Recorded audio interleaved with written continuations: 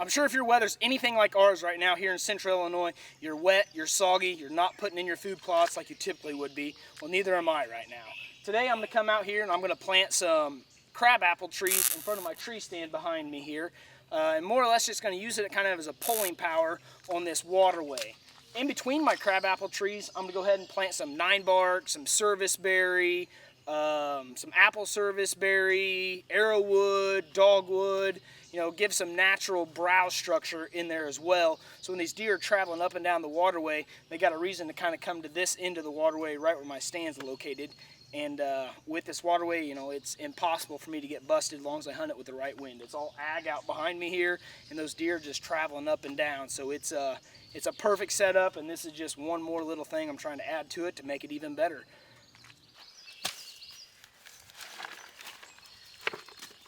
You know, one thing people are always talking to us about and asking is, well, I can't afford to put in food plots. I can't do this. I can't do that. Well, something like this, I'm literally out here with a shovel, a four-wheeler, and I got some plants to plant. It's a very cheap method to add just a little bit of pulling power in front of this stand and on this property. You know, there's a couple different ways you can go about it. You can buy the potted plants like I have here today, or you can buy bare root plants, and you know, you go to your state nursery, a lot of times you can pick them up for less than $1 a piece. So it's one of those ways that you can definitely make a difference on your property without putting a whole lot of money into it, and can fit a lot of people's budget this way. So pretty simple task. Let's move on to the next one.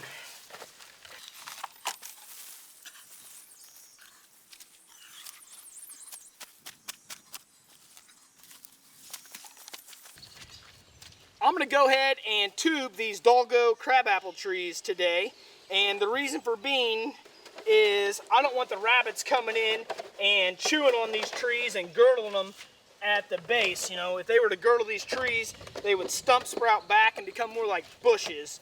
And the idea of this project here is I'd rather these be more of a tree structure and produce crab apples. I'm going to go ahead and plant the native shrubs in between for browse and stuff like that. And if the rabbits happen to chew on those and they have to stump sprout back, no big deal. They're a bush. And just like that, we've gone and created a row of shrubs and crab apples and given those deer a reason to come check out our end of the waterway. Come on, Kip, let's go. Thank you. As you can see here, here's some hazelnuts that I did the same thing with last year. Just went and planted a row of hazelnuts and just basically made them connect to a scrape tree right there, 30 yards from the tree stand, which is located there. And you can see my new planting I just put in there. So add a little bit every year and finally it'll all start coming together. Alright guys, today we got a beautiful day finally where we can get in the field and get some beans planted. Planting the Real World Wildlife product Gen 2 soybeans. And we finally got enough dry weather that the ground's good enough we can go ahead and get it drilled in. The first thing I did when I came in on this plot is I sprayed Gramoxone. I burnt everything down. And what I'm going to do here today is go ahead and drill it, and then right after I get done drilling it, I'm going to come back in and put a residual down, which is called Envive, and that will in turn basically keep it from those weeds coming up for, I forget if it's 30 days or 60 days, I can't remember, but it works great, and it really works great on the water hemp. That we have really bad issues with hemp, and that seems to really help with that. So we're going to go ahead and get started on that now, and hopefully everything goes smoothly. Now as Jake shoots some of this awesome footage here, I'm going to take a quick second to tell you guys a little bit about the Real World Gen 2 soybeans and why I plant them and how it's been so beneficial to me over the years planting the Real World soybeans. The biggest key factor is shatter resistance. They are the most shatter resistant soybean on the market. So those late season months when it's super cold and you got the harsh weather, especially snow, those beans are still going to remain in the pods. They're not going to shatter out and lay on the ground. We've had our soybeans stay in the pods sometimes all the way up till April and May. So that is a huge, huge factor, not only for deer, but for all wildlife. You know, we got a lot of quail and a lot of pheasant that utilize our bean plots. So it's huge for all the critters. The next thing is 4 different varieties are in this bag of soybeans. That means 4 different maturity rates. So if you're on an early season buck from the summer feeding pattern or so forth, you could really pull it off and get a crack at the buck that you're chasing, because your soybeans are maybe yellow, some still green, then some have died off. You know, it worked really well for me in 2013 on a buck we call Kick It In. The 4th day of season, there he was, standing right there in the soybean plot. And lastly, they have a higher percentage of crop oil. This is going to make those soybeans a little more desirable than your normal ag soybeans. So if you want to learn more about the Real World Wildlife product, Gen 2 soybeans, you can check them out on their website at realworldwildlifeproducts.com, or you can find the dealer nearest you. All right, we're out here today getting my fence set up around my beans. I got about an acre of beans here that I got planted about 2 weeks ago, and they're just starting to pop. And now's the perfect time to get this fence up. And what I did was first time doing it last year, and it made a world of difference.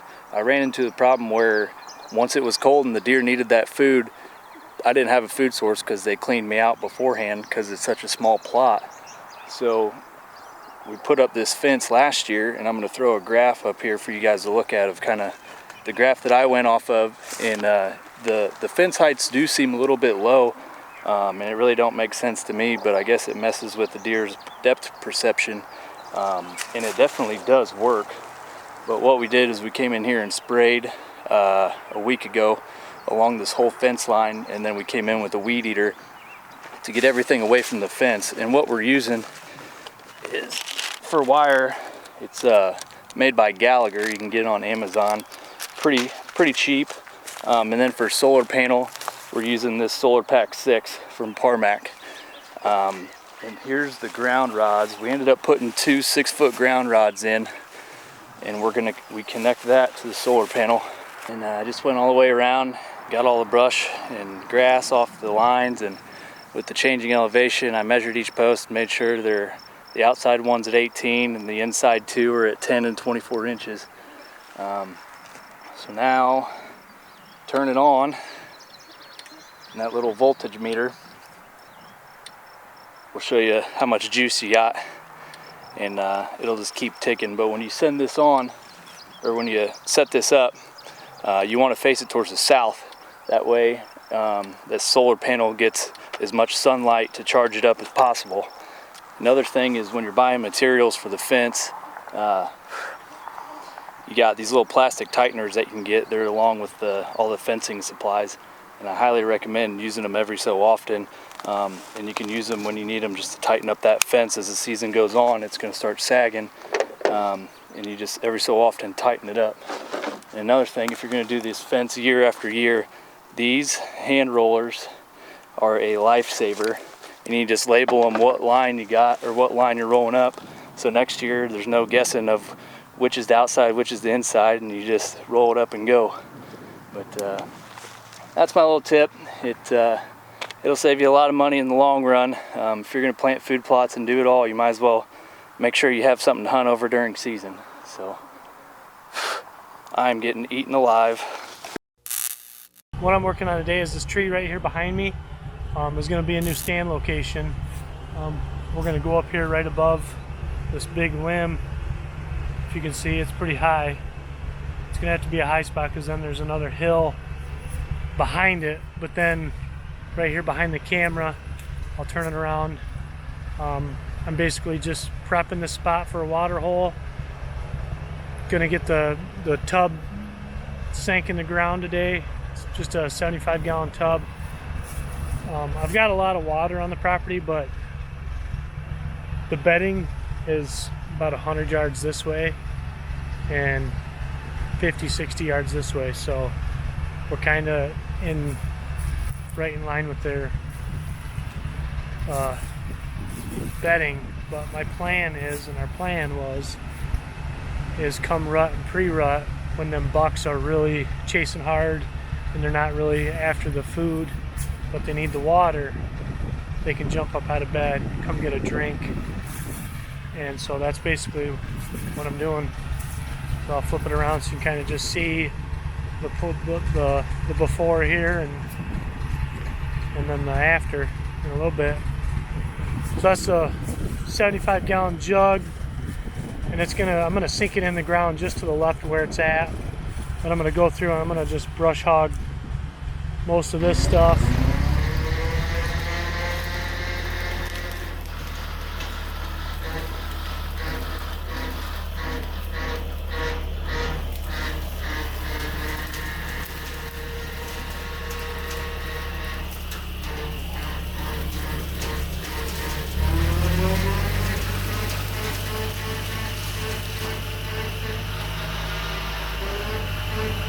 Alright, well I had a little bit of time left, and so I came back out, put the back blade on the tractor, and I don't know if you can see, but ended up pushing some of the crap back, some of the logs back away from the tub a little bit better, just so they can get a little bit all the way around it.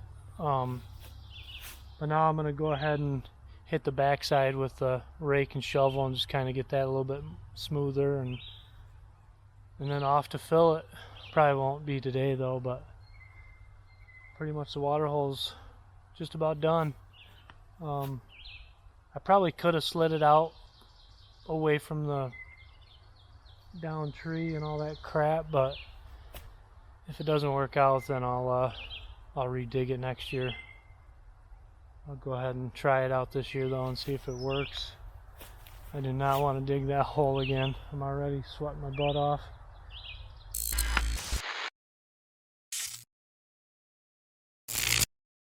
We have launched a limited release of hoodies and hats available now on our website. These pair great with camo and may help bring the luck you need.